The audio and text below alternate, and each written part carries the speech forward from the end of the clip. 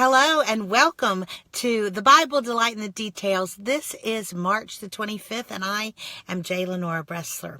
We're going to be talking to you this week about Holy Week as we have our run up to Easter.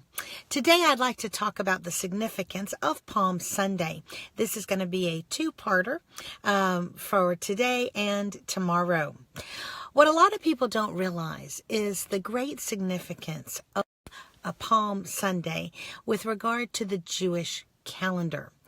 As you know, Easter is all tied up with Passover, the Jewish festival, one of the big three Jewish festivals where all Jewish men were expected to worship at the temple in Jerusalem. But what a lot of people don't realize is that there were things that had to be done prior to the actual Passover ceremony, which in Jesus's day would have fallen on what we call Maundy Thursday. Before the day of preparation, there was a day known as the day of selection. This would have fallen on what we call Palm Sunday of that final week in the life of Christ. What happened was every Jewish family was expected to go into the flocks that they had and choose a lamb. This would be their Passover lamb.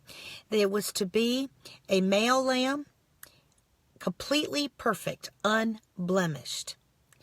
In the capital, in Jerusalem, that day, the high priest himself would go out and would literally pick from some of the flock, the temple flock, which Josephus, the great historian, tells us had been stored in Bethlehem, had been raised outside of Bethlehem.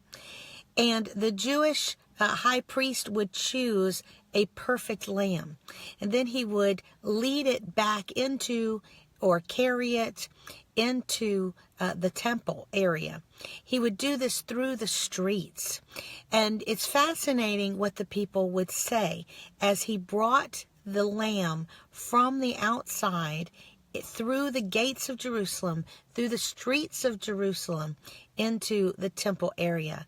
They would shout, "Hosanna! Blessed is he who comes in the name of the Lord."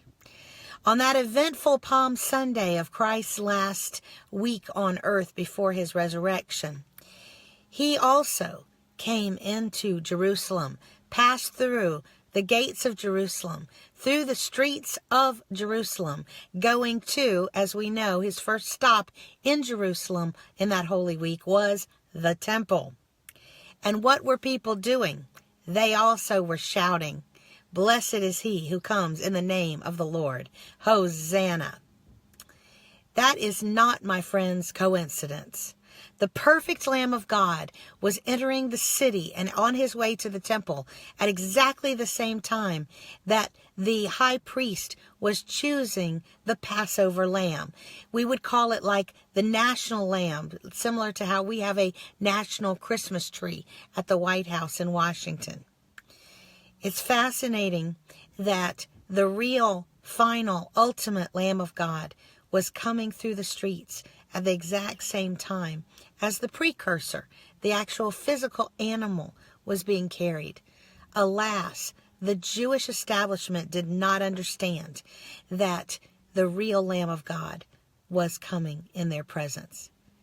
Whether or not all of the people, and probably none of the people at that point, frankly, and we'll talk about that tomorrow, understood the spiritual significance of what they were doing, those people were indeed shouting the right thing.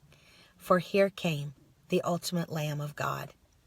I'm J. Lenora Bressler, hoping that you are preparing for the Lamb of God to celebrate his death and, more importantly, his resurrection this Easter week. I'm J. Lenora Bressler. Visit me on the next edition of The Bible Delight in the Details. Have a great day.